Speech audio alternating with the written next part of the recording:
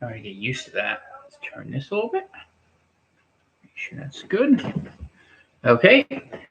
Hello, everybody. Tom Kaczynski here of Free Atlantic Radio. Welcome to an election special of Tom Unscripted. As you can see, we got a little bit of a new setup here, so hopefully y'all will like it better. It's going to take me a little while to get it right, but welcome to the show. So I just want to say hi to everyone who's here. Let me take a peek at the chat so you can see what's happening. Camera's here. My computer's here. So when I'm peeking over this way, that's me reading what you're saying. So good to see you, Gandalf, Ja Believe, Marina, glad you're here. Dana's glad to hear you're asking about her. I'll let you know she's just next door. If you hear someone laughing, that's the wife.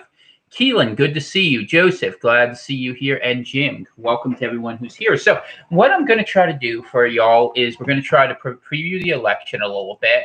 We'll go through that first, and then we'll go to the more interesting part about what happens next, depending on what happens. Now, keep in mind, just because people vote something doesn't mean the machines are actually going to reflect that.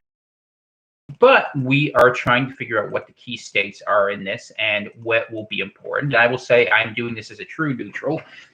Some of you have asked how I'm voting, and I will tell you very clearly, I am not voting for either candidate in this election. I've been watching what's happening with the oncoming Great Reset, what's happening with Operation Warp Speed, and the move to basically institute totalitarian rule throughout the world. And I see Biden as someone who would act very directly to make that happen in a subservient way to the global order, but I see Trump as a quiet enabler in much the same way. And, you know, Trump always has a lot of excuses for things that happen or don't happen, but fundamentally you kind of end up in the same place. So that is one of the things that I definitely think about. And I'm glad, just so you can see here, good to see you, Crazy. And thank you for the comments on the new studio, Joseph. I'm glad you like it. And it's actually nicer than you get a good feel for over here that and how I have it set up. I could make it, see if I like, see, I like it better that way, but I don't know if you guys would like it better. I like it dark, but we'll see. I'll have to get the light right because the lights are overhead. But we'll leave the lights on for now because, you know, they haven't shut me down yet. Lord knows they probably will. But anyway, about the election. So I don't know that the results are going to reflect what's happening on the ground. I do know that this will be contested. I do suspect the media will not admit what's actually happening. But let's go ahead and deal with first things first. Assuming the election is somewhat legitimate and assuming that voting actually means something, which is a pretty big assumption, we can go ahead and talk about what states are going to matter in this race. And it might be useful for each and every one of you to go to 270towin.com and go through this. And I will offer my map that I am working from, and I will even share it with you so you have the opportunity to see my own projection for what's going to happen tonight. It doesn't mean I'm right. It's just what I actually expect to happen, and we'll see how close that I'm going to be. And then we'll get into the aftermath after we take a look at what I think is going to happen, because obviously what's going to happen is going to play a big role. And if you can see in the map I shared with you, I am predicting that Donald Trump at the end of the thing will have 316 electoral votes, that Joseph Biden will have 222. Specifically, I think Trump is going to sweep the upper Midwest. I think he's going to win Minnesota, Wisconsin, Michigan, and Pennsylvania. I don't think he's going to win New Hampshire or Nevada. Some people have that. I do think he will hold on to Arizona. And I've been watching the early votes in Florida. He's already outperforming his 2016 numbers. And as it turns out, one of the stories of this election, I think, is going to end up being that there were a lot of urban minority voters who actually stayed home or even jumped to vote for Trump. And why? Maybe they didn't like rich white kids from the suburbs coming and burning down their cities. Just a thought. I could be wrong about that. I've even heard people tell me Oregon could be in play, which is absolutely crazy. But when you understand it's Portland and the rest of the state, if the rest of the state gets riled up enough, maybe it could happen. I'm not predicting that, and I haven't followed it closely enough to say, but I have a lot of family and friends in Pennsylvania and Wisconsin, and I'm pretty confident those two states at least will go through. Michigan's a little harder because of some of the fraud there, and Minnesota's a bit more of a get. I could see Trump maybe even competing in Virginia. The people there have been beat up pretty badly over the Second Amendment rights. And I want to say something to you. A lot of people say you got to look at polls to understand elections. Polls are the same sort of media lying you see in a lot of different places. So I don't think that that's the right way to ask the question. I think a better way to ask the question is to look at what economically makes sense, what culturally makes sense, and what politically makes sense. If you're Joe Biden and you use the last couple of weeks of your election to go ahead and say you're going to take away guns and you're going to ban fracking, you're not going to win Pennsylvania and Ohio. I'm sorry, it just doesn't work that way. And honestly, saying you could get rid of fossil fuels probably doesn't make you too many friends up in Macomb County, Michigan. So as we look at those sorts of things, I think it's a very likely Trump will win. And I think one of the things we'll have to ask at the end of this is why the polls were so wrong. And the answer is because they were trying to persuade you of something that's going to happen. Now, the irony of this whole election is I very much believe had we not had the riots, that were caused by Antifa, BLM, and ultimately funded by rich bankers and their type of people, we would have had a situation where I think the Democrats would have been better suited to win because the Republicans would have been demoralized. They wouldn't have been able to go out there and vote. And you would have had a very different scenario where people now are coming out and voting not as a referendum on COVID, but they're voting on a referendum for what they want for the country. And for a lot of people on the left, the problem is Joe Biden's a really poor candidate. He's been lazy, he's been uninspired, and Donald Trump has a lot of problems. I endorsed neither of them, and I voted for neither of them.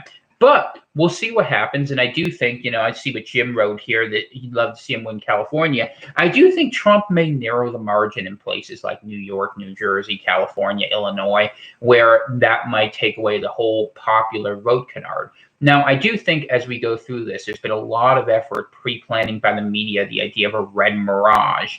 And it's to argue that, well, we're going to have other votes come in later, and they're going to keep coming in until we win the election. Stuffing ballot boxes isn't a very good way to go. Now, admittedly, there will be some absentee votes that will come in late. And I understand if a vote arrives 1 or 2 days late. Although I would argue we would have been much better served to have a system where if you're voting absentee, your votes would have to be in earlier so we could avoid this mess and actually have a winner. That's sane and that's rational. Nonetheless, all that being said, unless we have something obscene that goes on forever and ever, I do expect Trump will win. And I know that runs against what everyone else is saying, and I know it runs against 2016, but I think that's where the story only begins. Good to see you, Greg. Glad you're here today. Now, I think as we go forward with this, I think the question is going to be what level of violence is going to be predicted. I've heard stories about deep state plots to assassinate Trump. I've seen, we've all seen the pictures actually of cities all around the country where they're boarded up expecting mass violence. And what we are seeing at a global level, where these lockdowns are going all throughout Europe. Some of you may have seen how bad it is in Spain. England's going to lock down for another month. And it's just not warranted given the scope and extent of what we've seen of COVID. Something worse would have to happen. You could just compare it to a flu or compare the death casualty numbers. I'm not making light of people who got sick. I'm not saying it's not a real sickness. I am saying that this is being gamed very heavily, and it's part of the greater reset. You can read that, was it the Klaus Schwab book that came out? Richie from Boston and other people talk about that. But what I am saying is that I do think we will see a lot of unrest. And I do think the left through this summer has telegraphed their desire and their idea that they're going to try to take the whole thing down, and that you see a certain radical element that's been well funded by that. Anyone who's been following the Hunter Biden leaks would see that that money goes straight from the Chinese Communist Party to Barack Obama. But on the other hand, I don't think it's as simple as just blaming China. There's a lot of financial wealth that goes through here. And if you look higher to China, you find people like the Rothschilds banks. And you can even go back to the founding under Mao Zedong under the CCP. So ultimately, as we are reminded, all wars are bankers' wars. And I don't think this is any different. I think that we are on the verge of seeing a currency reset. And I think when this is all done, what we are going to see, as I've predicted on many shows, is the introduction of UBI, a general debt forgiveness, in exchange for the abolition of private property and this idea that you're going to be vaccinated and given some sort of control mechanism. That's where this is all going. How do you get there is the question, and that's what this election starts the story of. You have to figure out how you get from point A to point B, and you need a lot of tragedies and trauma. So I think when you look at how the narrative has been set up, we know that it's been suggested that Trump is going to get throttled this week. We also know that that doesn't seem to fit the reality we're starting to see on the ground. Now, if I'm wrong, I'll gladly eat humble pie and we'll go on forward with our lives. But I don't think it's going to happen that way. I think what we're going to have instead is going to be that we have a situation where people are made to think very angrily this has been stolen again. And if we're honest, the radical left is far more likely to pick a fight than the radical right. Does that lead to a Red Dawn type scenario? Does that lead to a secession scenario, maybe with Governors Newsom, Smith, and Inslee, Brown and Inslee over on the West Coast? Cuomo putting all these lockdowns in place. I don't know. I think that there is a bigger script behind this, but I do think we will see riots tonight, especially if President Trump wins. I think they will be extremely violent. I've heard hints that Seattle's going to have a big problem. Portland is somewhere to watch, and of course, Washington, D.C. So we will have to see what ends up happening. But I do think, based upon what I'm hearing of early turnout, day of turnout overwhelmingly is going to favor Republicans. The polling, such as there is out there, suggests that they're turning about 3-1 in favor of Trump. And I've been watching the Florida early voting numbers, which shows who's voting by party, not who they're voting for. But Republicans are outperforming where they were as of last year. And ultimately, we'll see what level of people go ahead and jump sides. That's a relevant part of this. But it looks promising for Trump, especially as high rural turnout is already being reported throughout the country. And that's where Trump will need to run up some of his numbers. So we'll have to keep an eye on that. I know there's going to be a lot of legal suits, a lot of challenges. And then after that, what happens next is the real question. And the answer is we just don't know. I mean, in reality, what will be argued is that the election can't be shut down. And Trump will have to decide, is he going to go along with that game or is he not? A lot of people think he may go ahead and say the election is won, it's clear, and especially if Trump has over 300 electoral votes, where no single state except maybe Texas could make him lose, he may go ahead, declare victory, and say, we're not going to continue this. These riots are ridiculous, and the Insurrection Act will be invoked. Remember, the use of violence by organizations like Antifa and by communists in general is designed to create a disproportionate response where they want you to attack them so they can claim they're the victim. They go up there, they scream in your face, they spit in your eye, and then they say, you oppress me. And that's the sort of thing you might see. That fits their MO, and they would love to have federal groups go out there. One interesting thing I learned to extend on this, and this may be relevant to it. True News was reporting last night, Rick Wiles, that the federal government has taken federal prison cops and they're using them for part of the defense in Washington, D.C. These are people who you would not usually see on the front line and might be a little more likely to crack a skull. Something interesting to keep an eye on, that they brought people like that in rather than existing FBI or other officials, especially when there's been so much rumors out there about how the deep state has been planning to go ahead and stand against this. Are there plots afoot? Maybe. Actually, probably, but I don't know what they are, and that's what I'm advising everyone to have caution. What you should be doing today, if you choose to vote, that's your business. But after you've done that, and before the polls have closed, stock up on whatever supplies you have. Be ready to be at home, be safe, be prepared for anything that's coming in the days ahead. And I think that's what you're going to want to go ahead and do for this. At this point, I don't know who's going to win, but I'm sure America won't. And I just say everyone to say a prayer that people get through this safely and hope the Lord is looking out for us today, because it could be a very scary day. So that is what I'm expecting for tonight. We'll see if my predictions are right. I'm happy to go into any individual state. A couple accounts to follow, though, I think are good. Larry Schweikert usually does a very good job over on Twitter.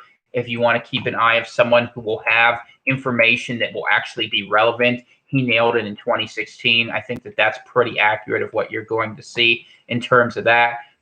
At Cotto Gottfried has also been another one that is showing heavy turnout favoring Republicans at this point. I mean, remember, a lot of Democrats either A, voted ahead of time, which is fine because they usually do that. They take the virus more seriously, and that's fine.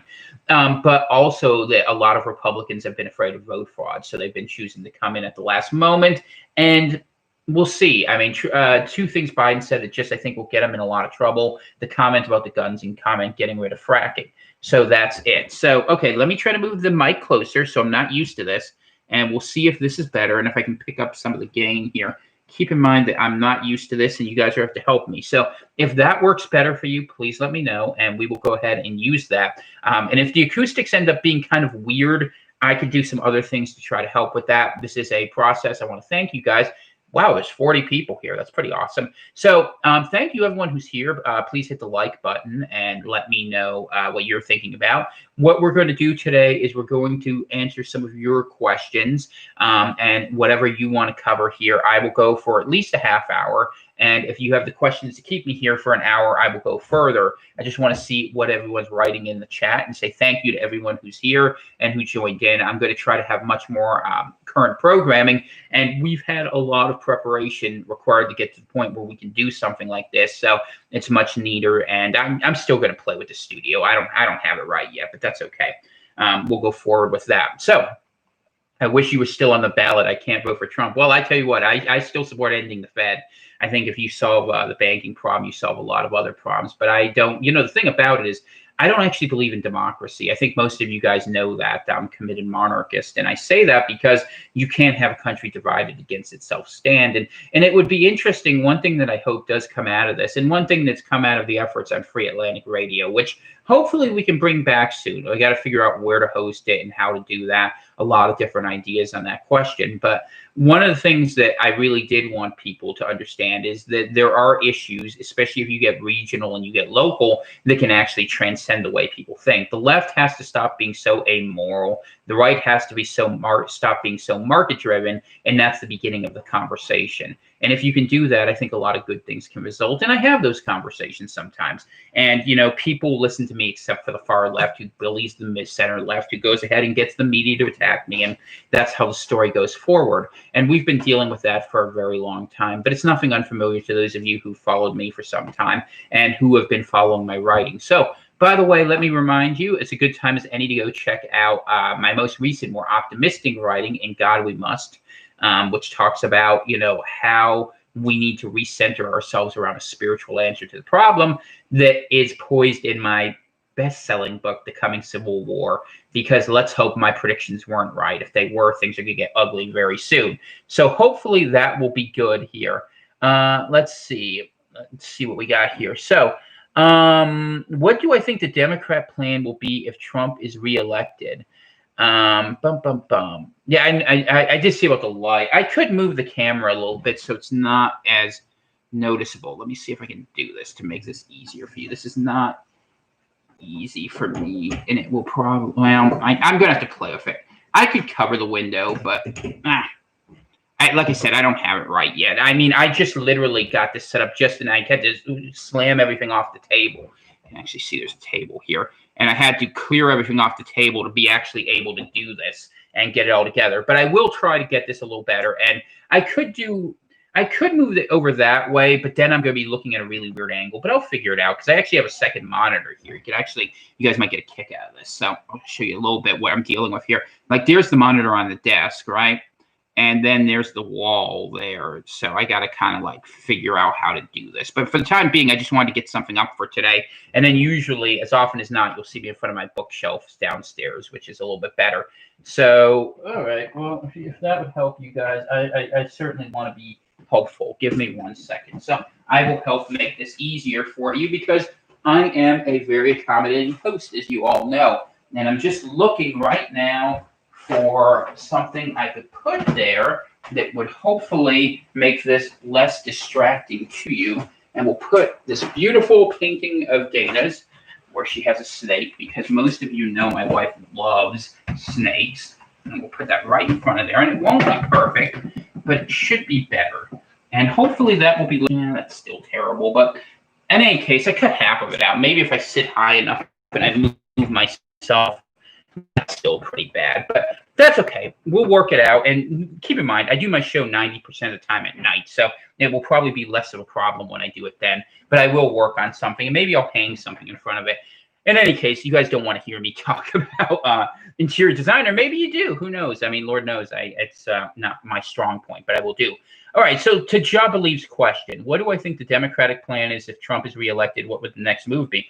Well, the left wants to riot, but the Democrats just need to be quiet. The thing about it is they're really good at seizing defeat from the jaws of victory. Fundamentally, the underlying demographics promise that the left will eventually win this thing if they can just go ahead and restrain their own people. But the problem is, like a lot of ideologues, they believe their own, rhetoric too much, their own propaganda, really.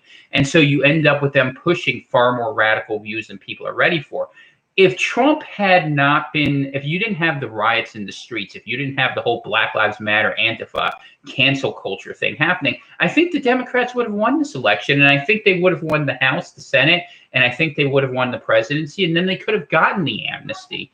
But, they just didn't have the patience to do that. And I think for them, what they're going to do is they're going to continue to take advantage of their cultural advantages. They still control the education system. They increasingly control social media. The world has a lot of countries that believe in their beliefs. And so if they are a little bit patient and don't draw too much attention to themselves, the long-term advantage favors them, ironically. The right actually has to act much more aggressively, I think, in order to succeed. And that is sort of what I would recommend for their advice. It doesn't make me happy, but let's be honest, the world tends to move more towards degradation rather than not. And socialism is something people accept at this point for the largest extent.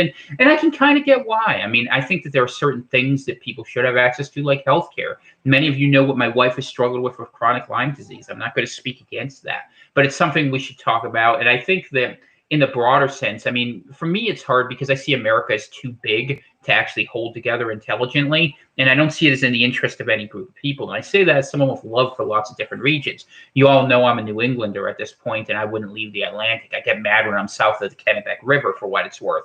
But that doesn't mean I don't appreciate that the South has its traditions, the Midwest, and I don't think they have a right to have them. So we'll see.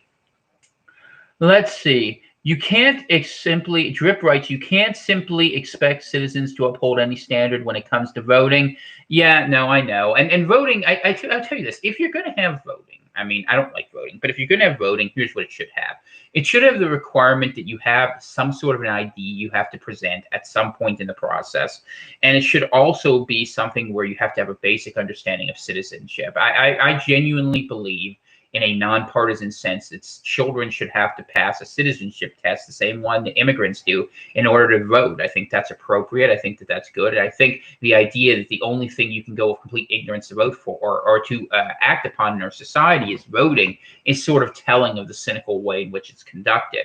I think that we should have paper ballots. I don't trust machines at all. I know that they can be easily hacked, and I think that's part of the story. I think we have to assume whatever outcome happens tonight is an outcome that was wanted. And I want you to understand this. People think the narrative is Trump versus the machine. But that narrative serves a very specific purpose, and that purpose is to make people not question Trump. The people who would be most likely to fight against the machine, conservatives, libertarians, Christians, when they see Trump fighting their enemies, have a short circuit in logic. That's why even though Operation Warp Speed's going forward at all costs, we don't see people asking those questions that they would. We don't see your sort of end the Fed types asking why $6 trillion has already been spent and then some to go ahead and collateralize the economy. Why? Because we're caught in this left-right paradigm by two people who make useful enemies to one another. And ultimately, the same people are going to benefit because what we are seeing is the centralization of power. One of the things that happens in America, election after election, is this idea that you have the welfare state versus the warfare state. But whether one side gets bigger or the other, at the end of the day, you're still in a position where you have fewer choices. And look, I'm not a libertarian at this point, but I do understand you reach a point where things are too big to be controlled. We have an empire now that we cannot manage and that we don't understand. How long it holds together, I don't know. But if just a little thing like COVID could cause this much damage, imagine what happens when something worse comes. And if there's one thing I'm sure of in a world where things have become so insane, something worse is coming. Is it a second wave of COVID, either legitimately coming into being or as a new creation? Is it an economic collapse? Is it some sort of international war? Could we see, if there's a fight over the election, Taiwan be invaded by China? There's a lot of different options in the table. And, let's keep an eye on China and all this because China's got some instability at home, too. You have dissidents within their group trying to destabilize and play for control in the CCP. You have this Quad becoming ever more developed where you have the interest of India, Australia, Japan, and the US. And let's not forget Iran and Israel. Israel wants a war with Iran, and Iran wants vengeance against America for what happened to Soleimani. There's a lot of different pieces. Erdogan's acting absolutely crazy, and the Russians are just sitting there. So who knows what's going to happen? I mean, I could spawn out 100 different scenarios. We know the relationships between people. What we have to do is watch which dominoes line up with which other ones. And then when things happen funny, we go from there. Hopefully, whomever wins tonight, the best outcome for America is a clean victory where this doesn't drag forward. That being the case, that's exactly what I think won't happen. So we'll see. All right. Let's see. Thank you for coming on today. I appreciate that, Shannon. Gary asks, have you found a piece of land yet? Well, I will just say we renovated. Okay. So we're happy and we're going to ride things out as best we can. I hope, like all of you, that you put yourself in a safe place. I'm very fond of being up here in rural Maine, and I intend to remain here. And we'll see if things get funny. I mean, I don't know. It's an interesting question. Would you want me to offer coverage of what's happening? I mean, I spend a lot of my time, as you all know, with my head in the Bible these days, talking about theology. And I'm even thinking, to be honest with you, about getting a master's in divinity. I take it pretty seriously because I think we might be living in the end times. And I've shared that with all of you on many occasions. You know, I could make an argument that Revelation 18, the whore of Babylon and the harlot, what we're looking at is America and how it behaves. And when you look at how we behave in a biblical sense, it's like I said in my book, if you think God is real and God honors his rules, then you might think God might go ahead and enforce them at some point. And I think that's where we're at. And I think a lot of people, unfortunately, including a lot of my evangelical friends, treat Trump as a false messiah. And it's sort of interesting to watch the adulation and the rapture. It looks like something you see at a televangelist concert. And that's the danger with Trump. You know, Trump is an effective demagogue, but demagogues don't often lead to good outcomes. And I don't think he's been an effective leader or a brilliant leader. I think that business has liked his interest. I think that he's probably going to be less likely to intrude directly on you than Biden. But it wasn't what was promised. It wasn't nationalism, at least in a way. It's rhetoric that makes people feel good, but that's what America is. America wants a king. America wants good marketing. We want someone who will go out there and make us feel good about ourselves. And, you know, Biden doesn't do that. He's not telegenic. He's not really super friendly. I mean, at least Obama had that much going for him. I can see why he won. And of course, McCain did not, right? So, I mean, a lot of times we end up with beauty pageants, and we shouldn't be playing the Star Spangled Banner. We should be playing the 1986 theme with Star Search. And instead of having Wolf Blitzer up there, bring up Ed McMahon. You know, great show back from the day. But those are some of the things I think will happen. And I don't know how it's going to happen, but we'll see. So good to see you, Mel. You want the riots. Well, you might get them, brother. I tell you what, you might get them. I don't think it's impossible. And keep an eye on Portland and Seattle tonight. I mean, I've heard that that's out there. I haven't seen any big updates. So let's see my things I'm watching most closely, because I got 2 or 3 Twitter accounts I'm keeping a very close eye on here about what is happening. It looks like Republicans are voting in huge numbers in Maricopa County. That's Phoenix, where I grew up, so that's why I know that. So we'll see how that is. And what else are we seeing here? It looks like Florida is trending Trump right now in terms of early voting, if you believe Republicans are the ones out there voting. So that is kind of interesting here. So we'll see how that should go forward. And I don't know what that's going to mean, but that's sort of interesting. And one other one we want to take a look at, and I'm just looking at a couple people on Twitter who I learned last time actually knew what they were talking about. And we'll look at Schweikert, and he's talking about Florida, and Florida looks very good. So, I mean, the whole thing is going to come down to the upper Midwest. We all know that. And it's going to come down to a question of how much turnout operations can do in places like Detroit and Philadelphia to offset rural Michigan, rural Pennsylvania.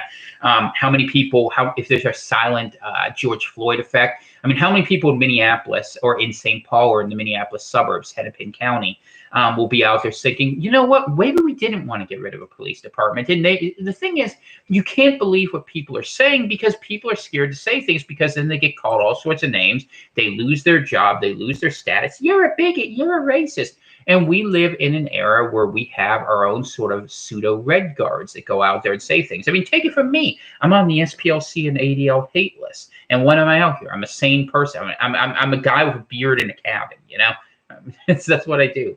But I don't know. We're going to see what ends up happening out of this. It's going to be really interesting. Good to see you, Ryan. I hope all is well up there in Sacramento. And thank you to everyone who's here. We're keeping a pretty good crowd tonight. And if something gets real funny, I reserve the right to come back on later. I may do that. I have nothing particular planned, but we'll see. If Trump is elected, do I see ammo prices following? Why is there an ammo shortage? Is the government trying to keep it out of the hands of civilians? Great question. I think from what I understand, the bits and pieces I've heard, the government has been buying up a lot of the ammo, but also I believe there's a lot of shortage of metals that are happening because of the trade disruptions caused by COVID. So I think that's another big piece of this that's out there. But yeah, I mean, states have been stockpiling food, stockpiling metals, stockpiling ammo, and I do think those things are actually going to accelerate. I do think in the coming year, we are going to see more shortages. Remember, places shutting down causes global disruptions.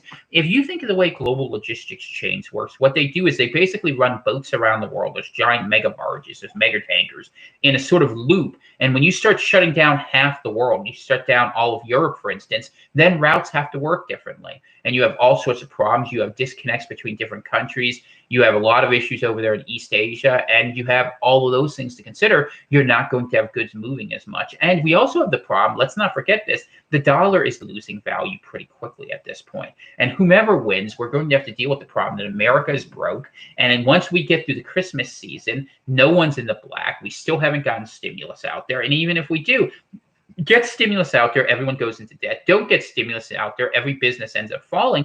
You're going to have a lot of problems, and those things are going to come home to roost. I have felt for a very long time they were just trying to get through the election, and then other things were going to fall. Now, do I know what order that's going to happen in? No, I don't. But I don't think this is going to hold together well, and I've been on the record for a very long time for dour prediction. Even if Trump wins, I think that having riots and having things go kind of out of control is a nice way to permit a reset, because ultimately you have to break the dollar to remake the dollar. And remember, the people with the money and the assets want the convenient excuse. Civil unrest is nothing more than window trappings on reallocation of resources where a permanent elite is being set up, with the idea that everyone on the bottoms could do a little bit better and that the whole middle class will be shoved into that class.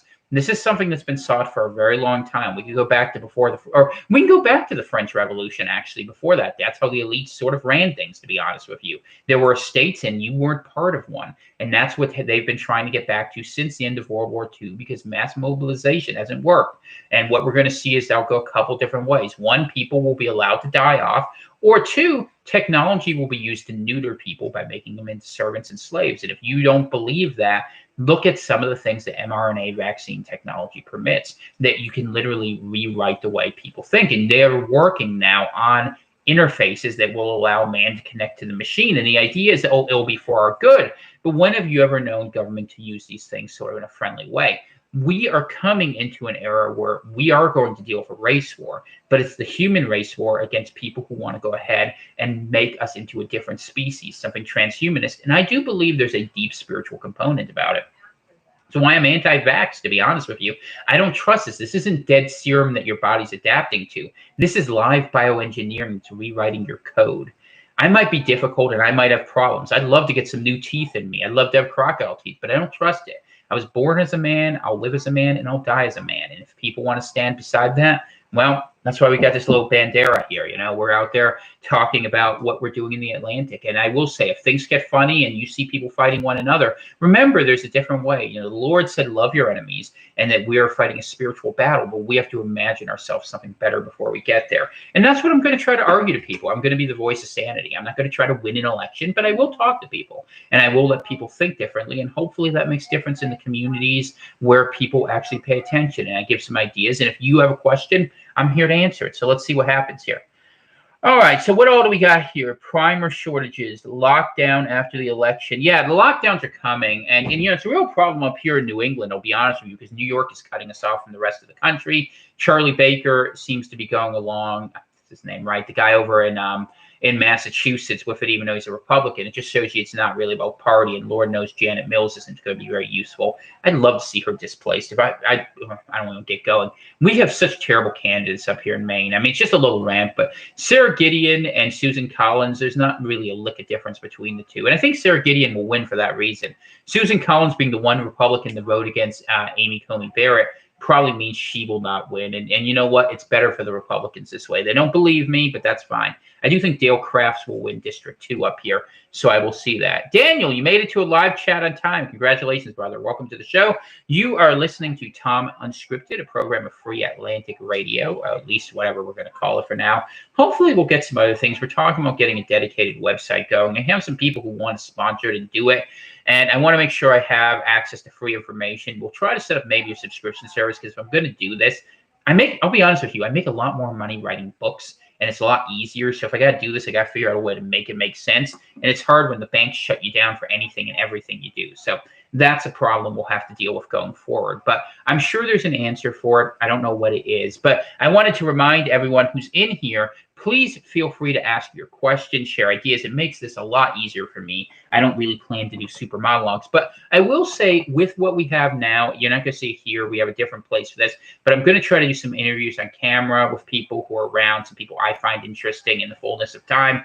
You'll get to know some of them. And I'd love to set up some capacity to do something different. YouTube will eventually ban me for talking about things like, I don't know, like Zionism and vaccines and biotechnology and Moderna and Black Lives Matter and all those words that trigger the algorithm. So I will probably need to set up something else. I don't know what it will be. But in the meantime, I will be here till they ban me, because it's easy and it's convenient. And honestly, I'm not really great with technology at this point. I've accepted the fact I'm now at that point in life where I'm actually old. And when you reach that point, you're like, yeah, I don't want to learn a new way to do things. I know how to do it. And you realize that all these conveniences eventually add up to a lot of hassles. And I've actually simplified my life immensely. And for Dana as well. And for those of you, I just want to say, for everyone who sent your thoughts and prayers for Dana and her health, so much appreciated. She is in the men's. She's in the other room right there. Actually, she's resting right now, but I'm sure she's listening to the program. So if all y'all say hi to her, I'm sure she'll appreciate it. Is this the election support group? I'm so worried. Well, I don't know if it's the election support group, but we're here, whoever wins. So let me tell you something. And this is the bigger message. You need to know this. Elections come and go. Politicians disappoint you. You know what? We get told lies, and politicians lie to us. Trump lies, Biden lies, Democrats lie, Republicans lie. There's only one kingdom you want to inherit, the kingdom of heaven, and that's what you need to work for. And if you work like you want to live for that on this earth, you'll find this earth becomes a better place, because you have people around you who think that way. You'll kick out the people who don't think that way, and you'll find you're a better person. And yeah, the world will hate you, and it'll be sad, and it'll be lonely, but those are the sort of things that are needed. Because to be honest, I had someone ask me on Twitter today, Tom, how did we get to this spot? And I think the answer is a simple one. We chose what was easy instead of what was right. We decided things weren't our responsibility. And I want to say, especially for my Republican friends, because it's true, the gospel isn't just about protecting unborn babies. It's about taking care of your neighbors and having and meeting the needs of other people. It's not about ideology. It's about an idea that's bigger than that. And it's the idea that we're invested in one another. And we have to find ways to reconnect to one another. We have to build those threads. And some will stick and some won't. And there are some people you just can't save, and we have to accept that. But for the others we can talk to, we have to have the conversations. And look, it annoys me more than anybody. I've been attacked as much as anyone you'll ever meet in this country, honest to God. I've had guns pulled on me. It's just been bad. And we can do better than this. And that's what we need to begin doing. So whatever happens on November 3rd, the thing is to begin articulating the alternative. You guys know I'm a secessionist. I believe in doing something different in the Atlantic. I believe in that for other regions of this country too, because I think that Washington is a corrupt empire, and you cannot help but be corrupted by the fact that DC is what it is. It's not named after Columbus. It's named after the goddess Columbia. And if you understand what that's about, you understand half the story. If you want, go look what's at the the foundation of the Washington Monument, and why you see those same obelisks and all the sort of places where bad things come from. City of London, Vatican City. You can learn these things if you want to go ask those questions, but you don't have to go knee deep into the weeds to understand right from wrong. You read your Bible, you'll figure it out just fine. But I will say, for people who are worried about it, I predict strongly, for those coming in late, that Trump is going to go ahead, and he's probably going to win this thing. So let me just say hi to everyone who's here. Thank you for that. Landon, good to see you here. I hope all's well out there in your neck of the woods. And also, tomorrow might be Armageddon. Yeah, it might be tonight. After this broadcast, y'all are going to laugh at me, but my big plan is I'm going to have a little lunch, get carb death, and pass out for 3 hours, because I think it's going to be a long night, and Lord knows I like to get up early and go to bed early, but this is not a night to go to bed early. But remember, you can only do what you can do. So be smart, be safe. Don't look for trouble unless it comes looking for you. And remember, if things get really funny, let's just pretend it does. And Antifa tries to take over a city, or you have a breakdown of a city, or some governor tries to call the UN in saying it's voter suppression. If you get to the point that international militaries are involved, that's probably beyond your capacity other than defending your neighborhood, your community, and the people around you.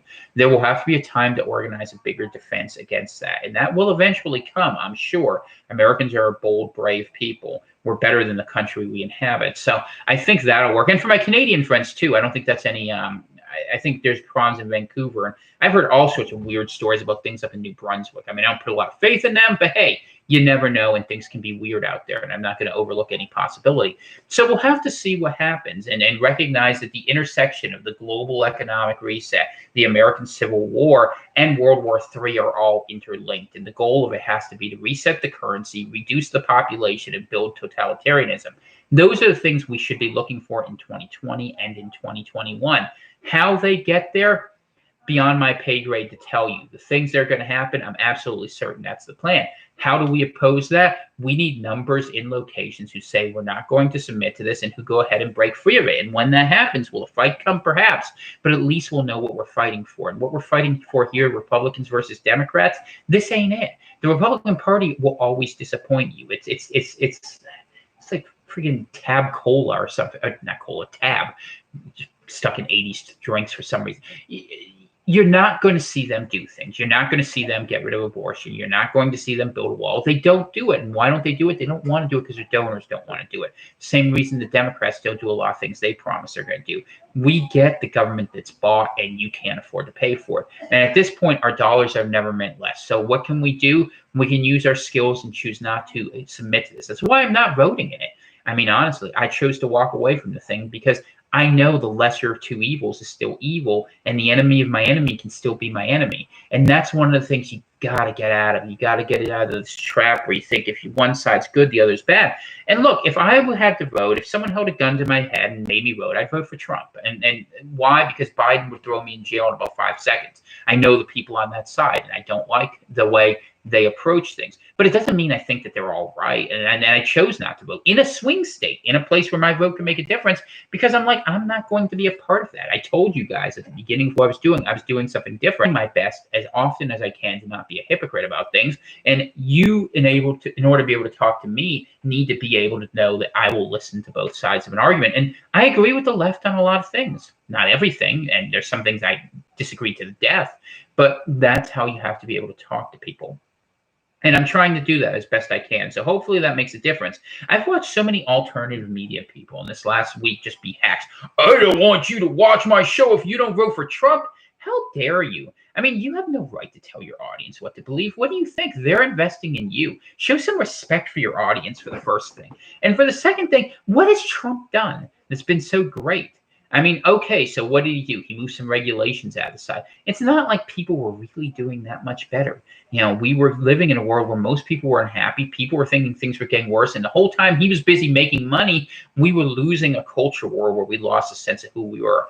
Just a thought. Let's focus on quality instead of quantity for just a little bit, and wisdom instead of intellect. Because if all we go is for its quantity, I tell you how this story ends.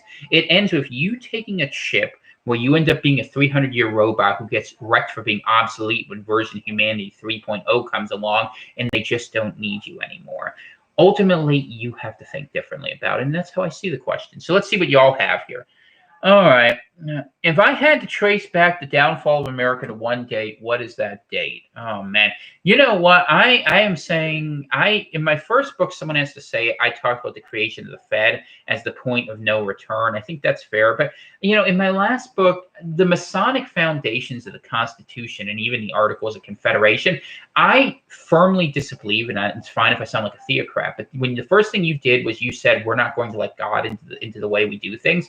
Remember that countries for thousands of years had said it was the divine right. It was this idea that we were inspiring ourselves by what was supposed to be good and right, that was forward, we were going to succeed.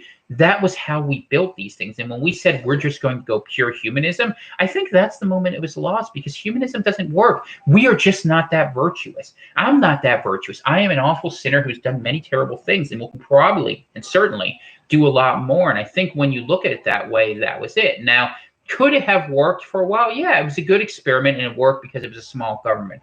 Where were things lost? Key points: 1913 Federal Reserve Act. A lot of things in the teens that weren't good. 1947 National Security Act. We never ended the war after World War II.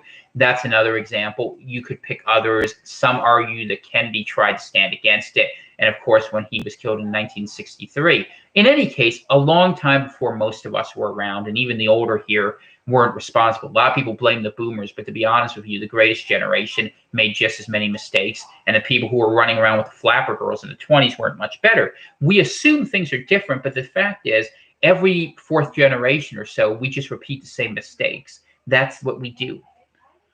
All right. What's the word on New Brunswick? So, good to see you, Christina. I hope you're doing well down there in the Commonwealth of Virginia. I hope all is well. And I wouldn't be surprised to see Trump win down there. Actually, we'll have to see if the voting is low enough in Alexandria and Loudoun County and Fairfax County, and people are mad enough. Because I remember all those gun things. It's going to be interesting, especially if military people turn over in the Norfolk area. But yeah, in New Brunswick, we have heard stories that there are people waiting there in the rural areas who can come across and cause problems. I mean, I don't know if that's true or not. I hear a lot more about what's happening out west, but I've been trying to ask around a little bit. I don't have any sources, but people who have been right about other things have said things. I'm not putting a lot of stock in it, but I do know a lot of child trafficking runs through New Brunswick, basically because no one talks about New Brunswick. It's the places you don't look at. Same thing like Coeur d'Alene, Idaho. There's a lot of places that are very nice, very quiet, where very bad things happen, specifically because they don't ask. And just a hint, if you see a lot of Masons around, that's usually a good tell. We'll see what's happening here. People are dangerous. I agree with that. Jeff, good to see you out there. I hope all's well in Tacoma, and I hope you guys have a safe evening tonight in Washington. You're about 25 miles south of D.C. Well, you should probably be okay for the short term, but if things get funny, you might want to have a plan to retreat into the Shenandoah Valley. When all else fails, follow the road of Stonewall Jackson. You know what I'm saying? So let's see. Gandalf writes, good to see you, Gandalf, by the way. Glad you're here. Trump has brought some value in the sense that he's made hating the corporate media more popular. Trump has delivered negative value in terms of political change, but positive value metapolitically. And I know who that is for sure, given the way that's said. Yeah, I mean, I think that Trump's utility might be in awakening people to a cultural conflict, but the problem is he's a bit of a false solution. In fact, he's a lot of a false solution. I think that's the danger. So how you have to go forward with these things is the question. Well, just give Dana 1 minute here. She's just moving. Say hi to the audience. Wave your hand. So the missus says hi to each and every one of you. So she was over there grabbing a thing or two. So, oh, she got the door. Good. So I don't know what she's doing there. Just voted in Prince William County and no lines at all. That's actually interesting. If there's not a lot of people in Prince William voted Democrat in 2020, didn't it? Let's look. We'll go ahead and do some micro analysis. Prince William County, Virginia, and I'm just typing this in. 2016 results. You guys are off on the peninsula, right? If I remember right. I actually have maps of like every single thing. It's ridiculous how many maps I have. I'm like the map maker. Now, in 2016, Hillary Clinton won Prince William County by about 40,000 votes. 42,000 votes from what I'm looking at. 42,000 votes. So we absolutely saw that, and that is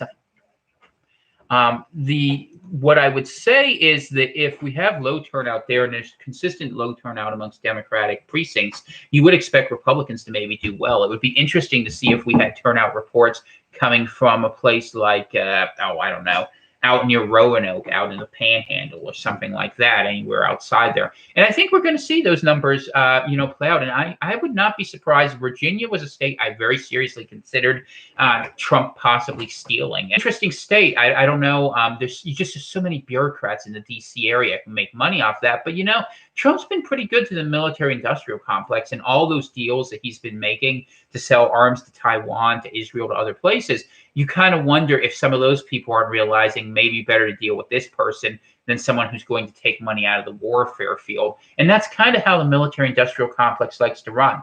So, yeah, no, if there's all right, so Gary writes, if there's child trafficking in New Brunswick, it must come through Maine. That's not a good sign. No, it isn't. Maine has problems. If you go along coastal Maine, like there's a great book about this. Annie Jacobson wrote it. I forget what it's about. It's called DARPA. I forget the name of it. But it talks about how literally that was created in Camden, Maine on the seacoast. What used to happen in the old days before planes was people would take trains or buses or cars up to Maine's coast, the wealthy elites who lived in New York and who lived in Washington and who lived in Boston, and they'd come up here to avoid the swelter of the summer, like Campobello Island over in New Brunswick, where right across the way where Roosevelt was. And so what you ended up seeing happen over and over again was that they would go ahead and meet during the summer and come up with different ideas. But there's a lot of old money, like the Bushes. Some of you might remember in the 80s how they'd always vacation in Kennebunk, and they'd have a lot of really wealthy places along the Maine seacoast. So when you're where I live in Maine, we're in the rural Appalachia, West Virginia part of Maine. But Maine is Massachusetts and West Virginia with not much between them. And it's sort of a weird, interesting state in a lot of ways. So something to keep an eye on for sure. And I mean, I love Maine and it's nice, but there's some things on the coast. Like if you go to Belfast, they have this idea of having a hive collective. It's absolutely crazy. So can you get the door, dear?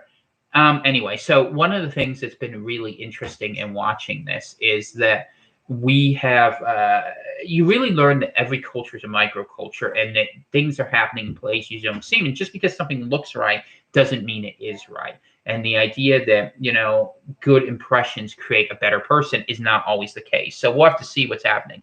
You're down in Sanford. Well, it's good to see you. Let's see. Quachalongo. Did I say that right? I hope I did. So anyways, let's see. We got, it's 49 minutes in. So if you got any last minute questions, let's go ahead and get those in. Just take a quick look here. If there's anything interesting I want to share with you based upon what I am seeing out there on what's happening here. It looks like Florida has now, as of 20 minutes ago, as of most recently, the Republican has an 84,000 vote advantage in Florida, which is interesting. And it looks like there's mad turnout in Arizona, in Republican areas in county rather than Pima. So that's pretty interesting. And this is something, you know, frankly, I predicted. So it's not that hard to predict because Joe Biden didn't even go out there and campaign. It's not good. You gotta try harder than that. And I know a lot of people don't. I mean, I don't know. I wonder if Biden's throwing the election. All right, let's throw in the tinfoil hat. It could be that they had the drop on him, and there was stuff beyond, you know, Hunter Biden Padenda pictures out there that Biden had to sit back and Trump had to knock on him. And it could be that this election was set up that way, and it looks like it's going to be a great catastrophe, but then Trump's going to win, and it will be a consolidation of power. That's a possibility, and some people have suggested it. But if that's the case, be careful. You might feel happy about that, and you might feel good about it. But the idea that one person would have this much power is problematic, because when you don't need your allies, you're someone you can't always trust. You got to be careful with these things. So we'll see what happens. You know, people get excited, and they think things are what they appear. But, you know, I was like one of the biggest supporters in 2016 for Trump, and I'm looking at this, and I'm like, something, I don't know how to put it to you, but there's a smell test for me. This just is not passing. And that being the case, I just don't know what to believe. But I don't believe that what we are seeing is everything it seems to be. And I can't help but feel like there's another shoe to drop in this.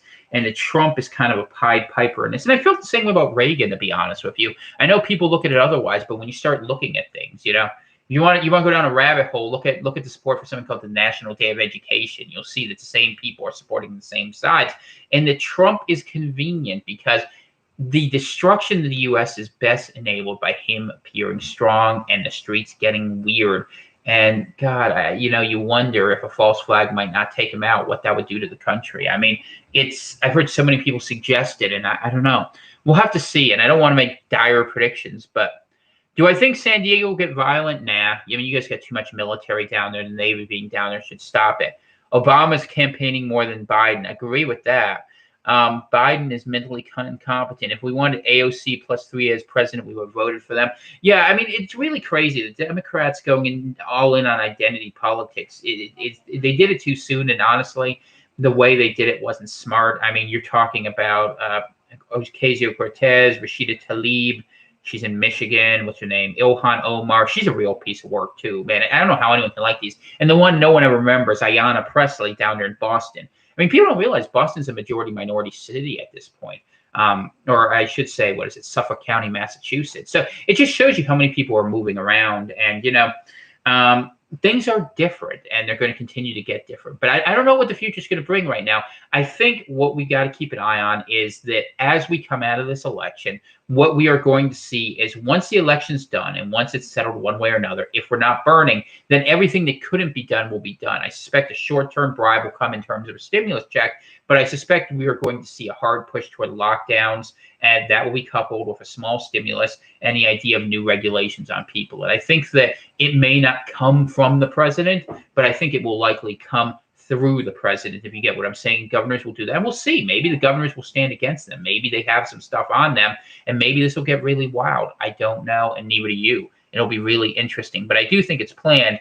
Yeah, Toronto being majority minority too. I mean, it's interesting in Toronto. I had a friend who worked for Stephen Harper who told me a lot about how, the plans for bringing people in work. And that basically he told me, take it for what it's worth, is that the Conservative Party up in Canada was importing South Asians and East Asians as fast as they could because they knew that they couldn't stop immigration into Canada given the way the education system worked. And they were hoping to offset people who would come from third world countries instead in Africa and Latin America that they thought more likely to be brought in the Liberal Party. But from what I understand up there in Canada, and I haven't been following your politics in a while, Trudeau basically seems to kind of just be running that thing by fiat more or less at this point. But like I said, I haven't been following closely. I do know the lockdowns have been continuing. The death rate has been a lot lower. I know that the people have been safer financially. I don't know how your long-term debt to income ratios look, and I'll have to do much more detail about what's happening. And I will actually, because I'll have to look, because I know Sharon's a little more left-leaning than I am, but that's okay. We won't hold it against her. I have to find out more what's happening because I've been talking to my friends up in Quebec a little bit. They look at things a little differently. So we will see what is going forward with all of that. Chad Trudeau may be popular. I don't know. I haven't been following Canadian politics closely enough, and I'm not sure I believe the CBC, but I'm not sure I wouldn't, and we'll see what happens. I know that when the last election came around, he basically won Ontario, Toronto, Vancouver, and the cities pretty much, and then most of the Maritimes. And then the rest kind of went blue, except Quebec went for Quebec, which is Quebec does. So we'll see what happens. My sister is in Seattle and tells me there's big plans for riots if Trump is elected. I think that's true, and I think Seattle is a city to watch. I'm watching it very closely. I think that, Chaz was a test run, and I think that's going to happen again. Wish I knew what crypto they will use. Oh, they'll have their own, man. You're not going to get that. They'll have a Fed coin. Although you could keep an eye on Libra. I mean, what Facebook is doing is a little interesting. Trump will keep you out of jail, but that's not a good enough read. Low IQ virtue seasoning. Yeah, I mean, the thing about it is, no, look, you can say it's low IQ. My IQ is 158, so trust me. I'm not afraid of an IQ test. But my thought about it is that what will happen is Trump will enable things that will be worse than going to jail. I really believe what's being planned in some of these vaccines is worse. I've said that publicly. I'll probably get my channel banned for it. That's fine. I don't really care. I'm warning you against taking an untested technology. You do not want to bioengineer yourself. It's one thing if you're taking a serum. I wouldn't be against that. I understand that, but this is not that, and you need to be aware. So we'll be careful with that. Good to see you, Simple Farmer. I think that's good. Let's see. He wants to increase our already worldwide highest rate of immigration, though, and I think that's going too far. Well, you know me. I'm not a big fan of immigration. I'd shut the walls and put the portcullis down. But we'll see what happens. I don't know. There's going to be a lot of people moving around, and that's it. If rioting comes to the suburbs, definitely civil war. Yeah, we saw that in Oregon, where when people tried to leave the Portland bubble and they went out of, Multnomah County. Let's see if I remember this right. That they went out to those surrounding areas and people formed not mobs. They went ahead and held them back, and I think that was smart. Good to see you, Eki. Hope all is well in California today. I'll be praying for all you guys, praying for our friends on the West Coast. I hope all goes well, as usual. Your votes probably won't matter all that much. Although it'll be interesting to see, actually, if in the midterms, the Republicans lost all their House seats, and there was sort of some funny things that happened with that. I wonder if they're going to get some of them back. If Trump has a legitimate red wave coming forward, that could make a difference. And we'll see if the Republicans retake the House or if the Democrats control everything. We don't know. It's kind of exciting. Let's see. Ja writes, what if they force our kids to get the vaccine? I have a baby on the way and one entering school, and I can't afford to homeschool now. I'm working on that. Find a solution, man. Do not let them force your kids to be vaccinated. Do not accept it. And, if we have to if I have to get on here and do classes to make sure people don't do that, I will find people. In fact, we'll grab people. We'll make Gandalf do obscure philosophy. We'll find people and we'll put together a program so we can educate people. I do not want anyone. You might have to break the law, but you shouldn't have to choose between educating your kids and keeping them safe. And it's an absolutely disgusting thing, by the way, that Janet Mills has done to thousands of families here in the state of Maine, and did so without even thinking about it. You don't have the right. You have the right to bodily sovereignty. I'm sorry, but you have that right, and you absolutely should have that. So God bless you, and I hope you will be okay. And if something else comes funny, maybe we can find you a charter school scholarship, something. I don't know. We'll have to figure out a way, but there will be Christian schools that will want to help you. There are other things. Marina will help. And if this works out this way, I will tell you, if this genuinely works that way where they begin forcing that, I will work with people in this chat if you want, and we will try to put something together. I have a very good friend. His name is John Young, who runs an organization called European Americans United that does excellent work on some of this stuff. I have another friend who does homeschooling. We'll put something together. We'll put a program and curriculum together to help you. And if I have to do a little class, I'll be your history teacher. Imagine what you would learn from that. Chapter 1, they lied about everything, and we'll even have prayer in schools because that's the right way to do it. But there are free charter schools. I'm glad Marina said that. And there's a lot of resources out there. And let's pray it doesn't come to me because I would not be the best teacher. I should run against Janet Mills. I tell you what, my wife would kill me if she heard me say this, but if people put my name on the ballot, I'll run against her. But I don't know who'd vote for me because I would do things very differently. I would have a very short lockdown, close up the borders from people coming out of state, and go ahead and start making Maine into its own thing. And I'd work very quickly at that. I'd get help to all of our people. We'd have our homeless vets taken care of. We'd have people take care of health care, and we would get rid of these and get our businesses going again. We'd have a very smart way. We'd put Mainers first, and we do a very good job. And we figure it all out. I don't know all the details of it, but we figure it out. And you know what? I say things that piss people off. I'll be like, no, we're not going to import more Somalis. They're going back.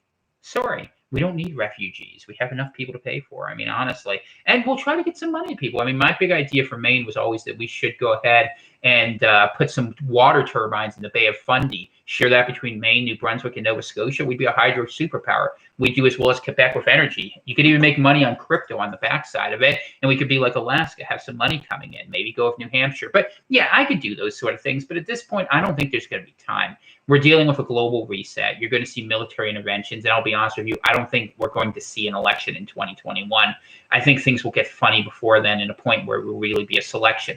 Let's hope I'm wrong. Everyone knows I'm paranoid and neurotic. That's not news to any of you. And Lord knows, I think it's very likely we may see events of a supernatural nature before that. But it would be interesting to be, and we'll go forward. And I will definitely, maybe I'll give you some humor, and I wouldn't mind taking some pot shots at Janet.